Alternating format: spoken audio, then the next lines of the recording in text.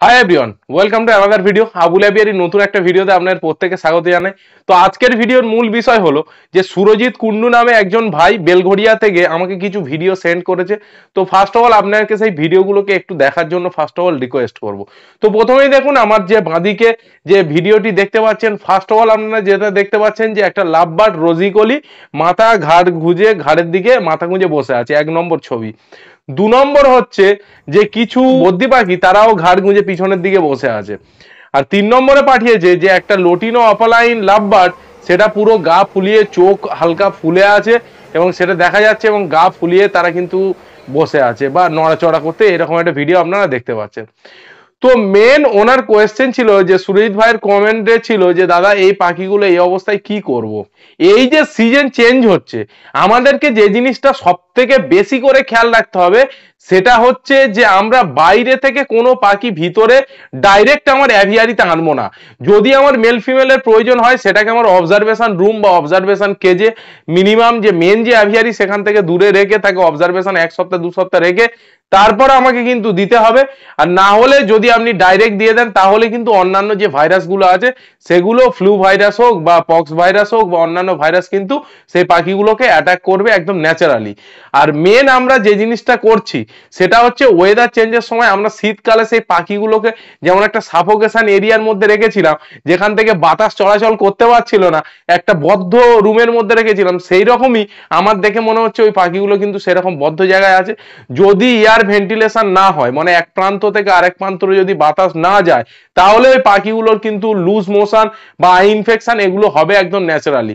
তাই আপনাকে করতে হবে কি, আপনার অ্যাভিয়ারির সকাল হলেই আপনাকে ফার্স্ট আওয়ারে যখন আপনি সফট ফুড বা সিড মিক্স আপনি দিতে যাচ্ছেন বা জল দিতে যাচ্ছেন, সেই জলটাকে উষ্ণ গরম জল দেবেন। এবার ট্রিটমেন্ট আপনাকে আমি পরে বলছি, বা ন্যাচারাল যেগুলো চেঞ্জ করতে হবে আপনার এভিয়ারির যেগুলো চেঞ্জ করতে হবে সেগুলো ফার্স্ট অফ অল বলি। এখানে দেখুন এই পাখিগুলোকে ফার্স্ট অফ অল এই পাখিগুলোর নয় কোনো লুজ মোশন ব্যাকটেরিয়াল ইনফেকশন হয়েছে, আর না হলে ওই পাখিগুলো কোনো রকম ভাবে কোনো পক্স ভাইরাসে অ্যাটাক হয়েছে, আর না হলে ওই পাখিগুলোর হচ্ছে ঠান্ডা লেগেছে ওয়েদার চেঞ্জের কারণে। নিজের আমাদের মানুষেরই এমনি ইমিউনিটি পাওয়ার কম, জ্বর সর্দি হঠাৎ করে লেগে যাচ্ছে, আর পাখি তো একটুখানি জীব, তার তো ন্যাচারালি ঠান্ডা লেগেই যাবে, এটা স্বাভাবিক ব্যাপার। তো তার জন্য আপনাদেরকে ফার্স্ট অফ অল যেটা সেটা হচ্ছে সকালবেলায় আমাদের পুরো দরজা জানলা আমাদের যা যা আছে অ্যাভিয়ারি সেগুলোকে পুরো ওপেন করে দিতে হবে যাতে এয়ার ভেন্টিলেশনটা খুব ভালোভাবে হয়।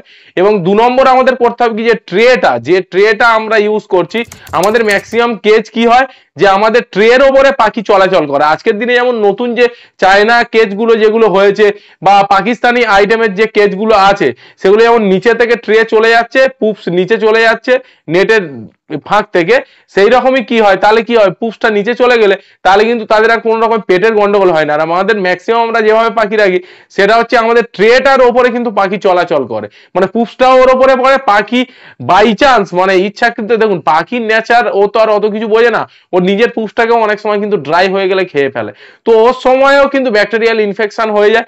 তার জন্য আপনাকে করতে হবে কি সুরজিৎ ভাইকে, আপনাকে ট্রেটাকে রেগুলার বেসিসে কিন্তু আপনাকে পরিষ্কার করতে হবে এবং ভিরকন এস দিয়ে আপনাকে স্প্রে করে ড্রাই করে তারপরে এই ট্রেটাকে রাখতে হবে রেগুলার, এটা আপনাকে করতে হবে ফার্স্ট অফ অল। 2 নম্বর ওই পাখির কেজে রাত্রেবেলা মানে সন্ধ্যের দিকে যখন আপনার 6:30 7টা বাজবে তখন ওই পাখির ঘরের জানালা ফানালা সমস্ত কিছু বন্ধ করে দেবেন, নর্মাল টিউবলাইট দেবেন। বাল্ব এখন জ্বালানোর দরকার নেই, কারণ বাল্ব জ্বালালে কি হবে, ডিহাইড্রেশন হয়ে ওই পাখিগুলো কিন্তু হাঁপাতে শুরু করবে তখন, তাই বাল্ব দেওয়ার দরকার নেই। নর্মাল যে টিউবলাইট আছে বা বাল্ব আছে নর্মাল যে এলইডি সেইগুলোই আপনি জ্বালাবেন, কোনো অসুবিধা নেই। এবারে আপনাকে ফাইনাল যে কথাটা বলবো যে আপনার ট্রিটমেন্ট কি করতে হবে, কারণ দেখুন এই সময়টা সব থেকে ক্রিটিক্যাল সময়, যখন একটা সিজন থেকে আরেকটা সিজনে যায়, বিশেষ করে শীতকাল থেকে গরমকালে যখন যায় ম্যাক্সিমাম অনেক অ্যাভিয়ারি ফাঁকা হয়ে গেছে। কারণ আমার 2-3 বছরে এরকম হয়েছে যে অন্য জায়গা থেকে পাখি কিনে এনেছি, তারপরে দেখছি পুরো পক্স লেগে গেছে। তার জন্যই আমি চিন্তা ভাবনা করে রেখেছি যে যদি পাখি কিনতে হয় তাহলে আমার অবজারভেশনে রাখতে হবে, আর না হলে কোনো বাড়ির পাখি আমায় কিনতে হবে, ট্রেডারের কাছ থেকে কিন্তু নেওয়া যাবে না। তো তার জন্যই এই সময়টা খুবই যখন আপনার আবার গরম পড়ে যাবে তখন কিন্তু আর নর্মালি কিন্তু অতটা অসুবিধা হবে না, তখন শুধু সানস্ট্রোক থেকে আপনার পাখিকে যদি বাঁচাতে পারেন তাহলে ডেফিনেটলি আপনার পাখি কিন্তু বেঁচে যাবে। এবার কথা হলো যে আপনাকে কি করতে হবে, ট্রিটমেন্ট আপনাকে কি করতে হবে।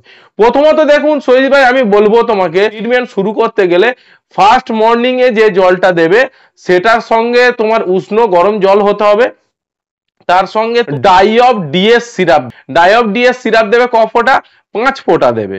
5 ফোঁটা কতটা জলে? 50 to 100 ml জলে কিন্তু 5 ফোঁটা পরিমাণ ব্যবহার করতে হবে। এবার তোমার যদি 1 লিটার জল লাগে তাহলে মোটামুটি 5 ml থেকে 6 ml তোমাকে কিন্তু ইউজ করতে হবে। আর যদি বড় পাখি হয়, যদি ককাটেল বা সানকনিয়র হয়, সেক্ষেত্রে তোমাকে কিন্তু 7 থেকে 8 ml ব্যবহার করতে হবে। তাই যেহেতু বদ্রি পাখি বা লাভবার্ডের ক্ষেত্রে তাহলে তোমাকে 5 ml দিতে হবে 1 লিটার উষ্ণ গরম জলে, 5 ml ডাইঅব ডিএস দিতে হবে। তার সঙ্গে যেহেতু অ্যান্টিবায়োটিক দিচ্ছেন, তার সঙ্গে কিন্তু লিভারের আপনাকে দিতে হবে। লিভারের কি দেবেন? লিভ 52 দেবেন কিন্তু 5 ml 1 লিটার জলে। তার সঙ্গে কি দেবেন? তার সঙ্গে দেবেন নোভা জার্মিনা সাসপেনশন, ওষুধ দোকানেই পাবেন, মানুষের ওষুধ দোকানে, সেখান থেকে 10 ml একটা এতে থাকে জলের মতো, সেটাকে 5 ml দেবেন ওই 1 লিটার জলে, 5 ml কে রেখে দেবেন, আবার পরের দিন ইউজ করবেন। তার সঙ্গে আপনি কি দেবেন? তার সঙ্গে আপনি দেবেন অ্যাম্বিপ্লেক্স।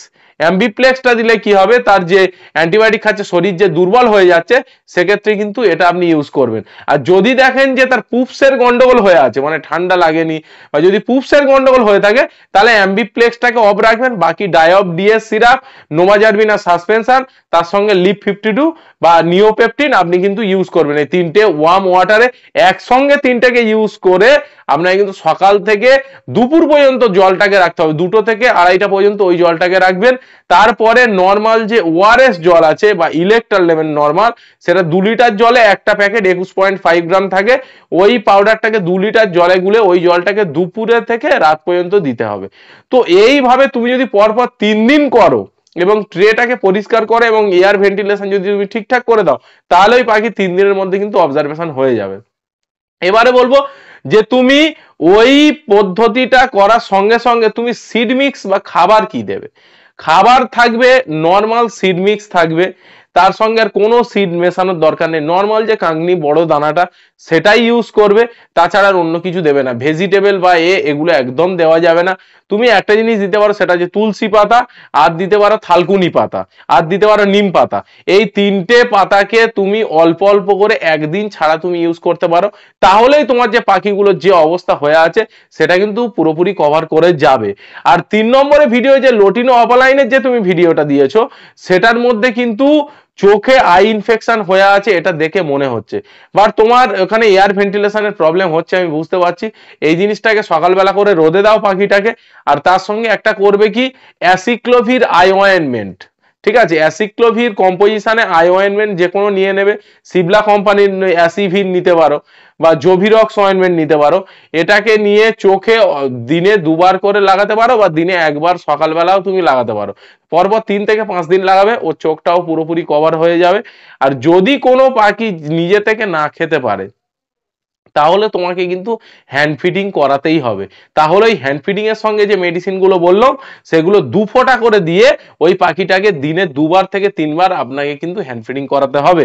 তো আশা করছি বন্ধুরা এই মেডিসিন এবং ট্রিটমেন্ট এবং ওয়েদার চেঞ্জ যে পদ্ধতিগুলো তোমাদেরকে বললাম, যদি তোমার ঘরেও যদি এইরকম সমস্যা আসে, অ্যাসিক্লোভির অয়েনমেন্টটা কিন্তু পক্সের ক্ষেত্রেও কাজ করে। আর তার জন্যই তোমাদেরকে বলবো যে তোমরা সপ্তাহে অন্তত 3 থেকে 4 দিন সজনে পাতা অবশ্যই ইউজ করো। সজনে পাতার মধ্যে এমন একটা গুণ আছে যেটা তোমার পাখি, লাভবার্ড বলো, ককাটেল বলো, বদ্রি বলো, সানকনিয়র বলো, যে কোনো পাখির কিন্তু ইমিউনিটি এগেনস্টে, মানে পক্সের এগেনস্টে বা ফ্লু ভাইরাসের এগেনস্টে কিন্তু লড়তে সহযোগিতা করে। তো তার জন্যই তোমাদেরকে কিন্তু এটা ব্যবহার অবশ্যই করতে হবে। তো আশা করছি বন্ধুরা তোমরা এখান থেকে তোমাদের যে প্রবলেমটা হয়েছে বা আমাদের সুরজিৎ কুন্ডু ভাইয়ের যে প্রবলেমটা হয়েছে, তুমি তোমার প্রবলেমটাকে সলভ করে নিতে পারবে। এরপরেও যদি কোনো কোয়ারিজ থাকে তাহলে ডেফিনেটলি কমেন্ট সেকশনে গিয়ে অবশ্যই কমেন্ট করবেন, এবং আপনাদের কোন টপিকের উপরে নেক্সট ভিডিও বানালে আপনাদের প্রয়োজনে লাগবে ডেফিনেটলি কিন্তু কমেন্ট করতে ভুলবেন না। বোঝা গেছে? এবং যদি চ্যানেলে নতুন হয়ে থাকেন তাহলে অবশ্যই চ্যানেলটিকে, তোমরা ভিডিও দেখছো আমি সবই লক্ষ্য রেখেছি, কিন্তু ওয়াইটি স্টুডিওতে গিয়ে দেখছি তোমরা ভিডিও দেখছো, তারপরে গিয়েও চ্যানেলটাকে সাবস্ক্রাইব করছো না। আমি বুঝতে পারছি না যে তোমাদের জন্য এত কষ্ট করে এত ভিডিও বানায়, তারপরে গিয়েও চ্যানেলটাকে সাবস্ক্রাইব করো না। আশা করবো এই ভিডিওটা দেখার পরে সাবস্ক্রাইব করে আমাদের পাশে থাকবেন এবং ভিডিওটিকে কিন্তু একটা লাইক দিতে ভুলবেন না। তো চলুন আজকের ভিডিওটাকে এখানেই শেষ করছি। আশা করছি আপনারা ভালো থাকবেন, সুস্থ থাকবেন এবং আপনাদের শখের পাখিরাও ভালো থাকবে। ধন্যবাদ।